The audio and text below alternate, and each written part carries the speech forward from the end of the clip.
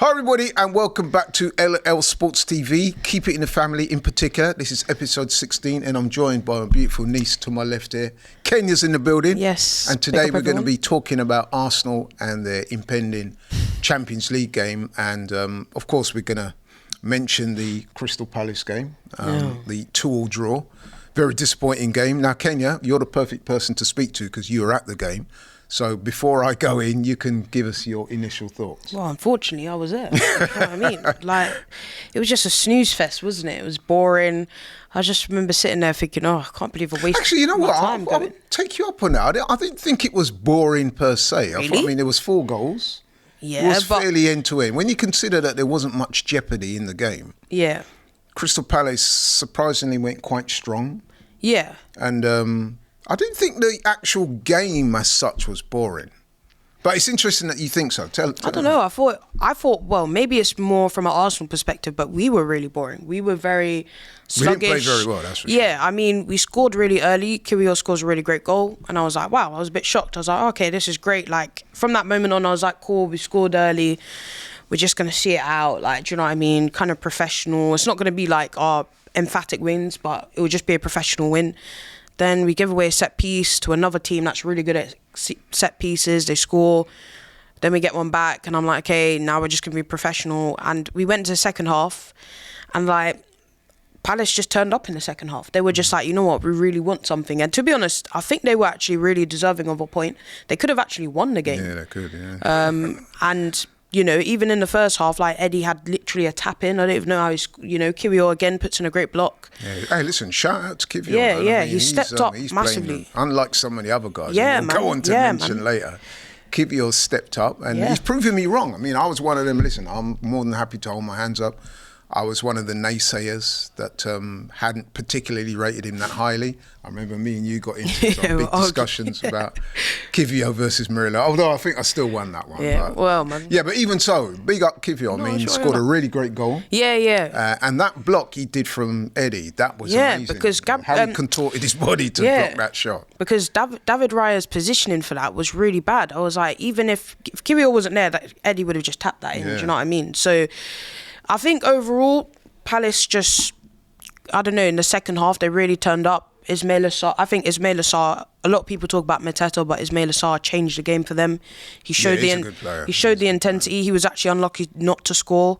And then I just felt like it was kind of reflective of how we've kind of been all season. Like the likes of an Odegaard, he gets an assist, but like he doesn't turn up. Do you know what I mean? And then I felt like as well, like my dad said something like, Declan Rice had a low profile. I was like, you're probably right. Like everyone was just kind of like, right, we don't really want to get injured. We don't want to go too gun-ho. But it's still like, yeah, you don't have to do that, but you still win. Yes. Like, so yeah, it was a bit of a boring, forgettable game. It would be forgiven. I see where you're coming from. I wouldn't say the game was boring because there was enough incident, there was enough goals. Where I do have an issue with yesterday's performance was the sloppiness. To me, that was what I took from that game, was the sloppiness. I mean, both Crystal Palace's goals. I mean, listen, the first goal, well, both goals were really good goals. Yeah. But Eze's goal, brilliant strike. By himself. But like, bro, you've left, I mean, if there was one player in Crystal Palace's team that you don't leave on the edge of the box unmarked, it's Eze. Exactly. You know what I mean? So when he scores that, I'm like, yo, what you man doing? Yeah, man. Someone should have picked him up. Exactly. Sloppy. Second goal now. That's even more sloppier. Saliba, what you do, bro? Do you know what's more annoying? You know what it is, right? Stay off the PlayStation, bro. Stay off the PlayStation.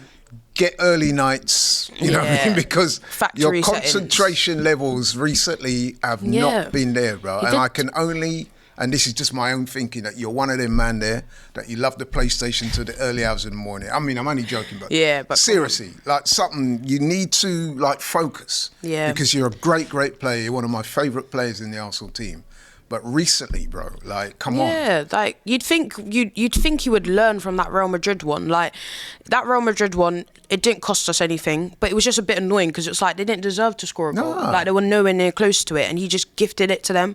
And then he did the same thing last night, and it's like you've now robbed us of 3 points that we were. Both times he's done it, it's led to goals. Yeah, now, exactly. We cannot afford that to happen, and we're going to touch on this later against PSG. We simply cannot afford that to happen. Yeah. So, it's ironic that when Gabriel went out injured and Pete was talking about Kiwior coming on, everyone was saying, oh, he's got a mistake in him. Well, to be fair to Kiwior, he's not really he's made very few mistakes, none of which have led to goals. Whereas Saliba now, this is the second time that a goal has come direct from one of your mistakes. And that's me calling him out. I've also got to call out Martin Odegaard. Bro, come on, man. How you make the man just dash you on the floor like that? Do you know what, yeah? You know, the last time I see someone get manhandled like that was when I was in school, and the man is like, yo, give me that. Take away a man's lunch. Take away your lunch. Take out your pocket. That, to me, nah, bro, come on. I know you're not a defender. Some people have questioned why you were even that deep anyway. Yeah. You should have left that to somebody else. But there was no sort of challenge there. Like, Mateta just dashed you down on the floor with minimal effort. And then I got to call out my boy David Raya. As Kenya said, he's been excellent this season. But what were you doing there, bro? Like, you made Mateta's decision easy for him. The minute he wins that ball off, or Saliba basically passes it to him, he looks up and sees you about 15 yards off your line. The man just dinks it over you. Yeah. Come on, man. It was a great goal, to be honest. It was a great goal, but it was a comedy of errors. Yeah, no, look, out of the three of them, I blame Saliba the most. He's the one that even started the whole situation. We've seen this multiple times from him now. It's getting a bit frustrating. I think in terms of Odegaard, like, you're getting brushed aside like that, but then I still blame Saliba because, like, what are you doing? You didn't, like, what are you doing? It's so obvious. Martin's trying to come back to do build-up play. And, like, he's not in position properly yet. And you've just, you know that your goalkeeper's further forward because he's just played it out to you. And then you've got the guy that's trying to receive the ball. He's not in position yet. And you pass the ball. It was just, it was an unforced error, just like the Real Madrid. And I'm going to go even further back than that.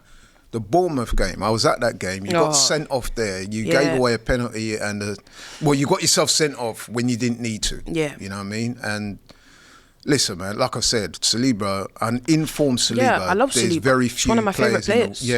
So we all got mad love for him. But come on, bro, like, concentrate. This is like, we're playing for big stuff now. Yeah, exactly. And, I'm hearing, like, I was on a watch-along yesterday, AFTV watch-along. And it's people like Cecil and Turkish and James. It don't matter. It does matter. It does matter. We're trying to set standards. Exactly. I just look at it like that back line, the oldest person in that back line in terms of, like, the defensive line is Jakub Kiwior, which is actually crazy. We're looking at Saliba, right, who's, since he's come back to Arsenal, has played every single game, every minute. Like, this season, he's been one of the only players that hasn't been injured. So he's played every game other than the one game that he was suspended for. And I'm like, we're missing Gabriel. This is where we now need you to be the leader, to say to Miles and to say to Timber and say to Jakub, who hardly gets a chance to play, to say, right, this is what we're doing. I'm leading the line, etc. But, like, in the last, take away Ipswich, but at Real Madrid, I'm like, bro, you did so well. You've actually robbed yourself of kind of a good moment because of that small indiscretion that you did. We've seen it again yesterday. It's cost us 3 points. Look, the league's done, but like I said in my fan cam, show a bit of dignity, show a bit of pride.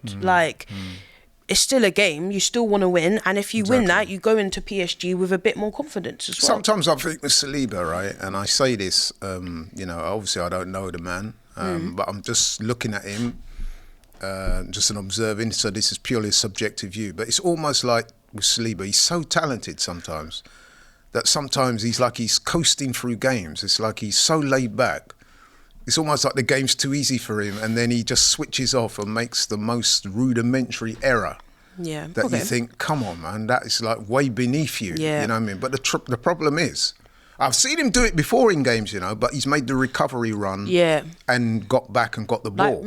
Sorry to cut you, remember when we played Palace last season and we won 1-0 and he made that mistake to basically put Jordan Ayew through goal. Yes. And he ran back and he did that incredible tackle. So, we know that, yes, you're going to make mistakes, but one thing we can all say about him is that his recovery and how he handles himself 9 times out of 10 is perfect. You know what I mean? There's only ever small incidences where it's like, ooh.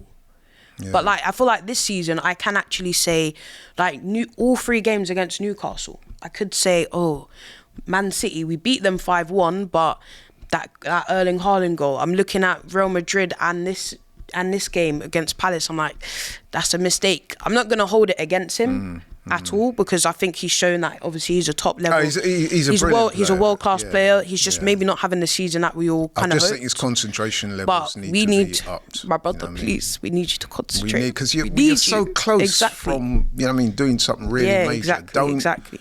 Let it slip at the altar of lack of concentration. Yeah. But, listen, I don't want to dwell on Saliba, but I did feel it necessary to highlight that because it did upset me, man. Because, we didn't play particularly well. Yeah. But, we should really have gone on to win that game. Exactly. And it was disappointing. I mean, listen, that was our, 13th draw this season. Yeah. Now, come on now, man. A team like Arsenal should not be drawing. I mean, you've still got Everton, 5 games left, 4 games left in the season. Only Everton have drawn more, and they're languishing in near relegation. Yeah, you know what I mean. So I've checked. The last time that we drawn more than 13 games in the Premier League season, anyway, was back in 2019-20. Wow. You know, when we finished that time. We finished 8th. So I guess that's a kind of indication of how poor our title challenge has been this season. The fact that we're still second, having drawn 13 times, is not a good look. I mean, it's not at all. And we've now dropped 18 points from winning positions in the Premier League this season. Yeah. More than the previous 2 seasons combined. I mean... Exactly. I think what's most annoying as well is that most of those draws we were in winning positions. Yes. Yeah. So probably 9 of those games we were winning them. And again, Crystal Palace, we went ahead, then we went ahead again. Do you know what I mean? Even when we played Man City, we went ahead. Well, we came back, then we went ahead. It's frustrating. You can understand draws when it's right, you've come back after maybe a poor start. But it's more frustrating when it's you should have just beaten Palace, you should have beaten Brighton, Brentford, etc. You just didn't finish the job. You weren't really professional. Dinner off, man. Yeah. And that's a concern because we're heading into a game against PSG. They are a quality opponent. Yeah. And you simply cannot afford those lapses. We can't afford to give any goals away. I mean, I know that sounds easier said than done. Listen, if PSG make a break and they score a great goal, then there's not too much you can say. If they score a excellent goal from the edge of the box, you think, okay, maybe we could have done better. But you've got to hand it to the team for, you know what I mean? But when you're passing it to them, but when you're passing it to them, goals away, you're not taking it. Come on, man. You're not doing your defensive duties. That's where we will say, come on. It wasn't just the second goal. Like I said, the first goal, it's a great strike from Eze, but you've left the man, the most dangerous player in Palace's team. Mateta weren't even on the pitch at that time. The most dangerous player in Palace's team. You've afforded him the time and the space to have a shot from outside the box, and he scored. Yeah, exactly. I think the only player yesterday that was of a really good standard, I'd say, is Kyrgios and maybe Trossard. But then I still felt like Trossard in moments, you wanted him up front and he was having to drop into midfield because the midfield weren't doing their job. So it's kind of a mixed bag. I thought Partey had a decent game. I thought Partey in the first half was quite poor. I was like, okay, you're doing these good moments, but then when you're doing the pass, it's always getting intercepted. Right. But then in the second half, he definitely stepped it up. Yeah. As for Raheem, I'm not even... Raheem and Martinelli, let's just move on because it will be... With Martinelli, to be honest, I'm surprised he started. The man needs a rest, man. Yeah. I mean, but then again, we have no one else. Yeah, but you see... I would have gone Waneri on the right. Yeah, actually, Sterling sorry, I forgot about Ethan. I actually thought Ethan was going to start. Yeah, I mean, he scored in the game that he played. Yeah, exactly. Ipswich. He looked bright when he came on. Yeah. I was perplexed at that. Him and Kieran Tierney actually did really well when he came on. He was the only out of that team. He was the only one in that moment that looked like he wanted to win it. If I'm being honest, he's getting forward. Yeah. He played in some good throw-ins and a good pass into Martinelli, which should have really resulted in a goal. Shall we talk about Martin Odegaard? I mean... do you know what? Let me start by saying with Martin Odegaard, I'm so hard on him because we know how good he is. I didn't sit and watch him score 15 goals and get about 10 assists in the league alone and say that was a fluke. That's a good top-level player. And it's night and day with him. I'm actually getting tired of watching it every week. I'm getting tired of seeing it. You know what, I'm going to say this, I'm struggling to remember a game that Martin Odegaard... Exactly. I wouldn't even say dominated. I'm talking about he's had a really passenger. good game. He's a passenger in every single game. What's going on? I even think, okay, Ipswich... he played all right, but I'm like, he was still a passenger in that game, I still felt. Do you know what I mean? Like, he doesn't stamp his mark on games anymore. Whereas last season and the season before, I can tell you games where he stamped his mark on the game. I cannot remember a game this season where he's done that. I can remember it for the Gabriels, the Sakas, even Mikel Merino. I'm looking at Odegaard like, right, captain, I need you. I'm looking at Madrid away and Madrid at home, right? And look, we won't really talk about it because we won those games. But I was like, he was a passenger in that team. He almost seemed like the most inexperienced one. I'm like, bro, this is your old team that you came from. Yeah. And it was like, you had kind of zero clue. And I'm just like, the likes of Partey and Rice are almost bailing him out every game because of how good they've been. And it kind of covers up how almost bad he has been. I'll tell you what I've noticed as well with Martin Odegaard is that, listen, there's no question as to his commitment to the team. He's trying, sometimes he appears as he's trying too hard. I've said this before. But what would typically happen with Odegaard, he'll flit in and out of games. So he'll have a good little 10-minute spell, or he'll do something really positive. And you think, man, that's more like it. And then he'll go missing, or he'll give the ball away, do a couple of things. We think, come on, bro. So he's not really been able to stamp his authority on games, like you said, Kenya, for a good while now. And we're going to need him, man, against PSG. Against Madrid, he was okay. Exactly. But we need him, man. I mean, we're in touching distance now of something special. We need the captain to step up. So we're not having a go at him. We're just saying, like, come on. It's from like a place of love almost. It's like when you reprimand your kid. Like, we know how good he is. Like, Martin Odegaard at his best is a world-class player. We've seen it now for many seasons. He's actually, when I see people say things like, take the armband off him, I'm like, he's actually proved that he's a leader, and like, you can see all the players respect him. Like, I am so happy with him as our captain. But this season, I'm looking at him like, right, I need you to step up. I need you to put your mark on the game. And he just fails to do it. I can't name you one game this season where I felt like he was the outstanding player. I really can't. I'm struggling too. I really can't. Listen, we are 3 games away. So, okay, I'm willing to forgive all the other stuff if these next win me the Champions League, I'll forgive it. So maybe that's going to happen. I don't know. Maybe he's saving the best for last. Turn up in those moments. I don't care. I will forgive this season and what's happened. But if you don't, I don't know if we'll be able to save you from some of the criticism that other people will say, honestly. I mean, and the other thing I want to mention as well is that I was having debates with these guys on the show, what we did for AFTV, the watch along, where they seem to be of this attitude whereby, it doesn't matter. It's only Crystal Palace. The league's gone. I said, nah, man, that's not how this thing runs. That's the same mentality that we hate on Spurs fans for having. It doesn't matter. Like, we literally sat here last season, we cussed Spurs fans because they wanted to lose to Man City, although they could have gotten themselves higher into a European place. But they said, it doesn't matter. And now we're doing the same thing because we won't win the league. And I just feel like that is the wrong mentality. Of course it is. You should win every game. Any sport, right? Any sport, any team sport, any individual sport. The great ones, they set standards and they adhere to them. Exactly. Game after game, week after week, fight after fight, whatever sport it is, match after match.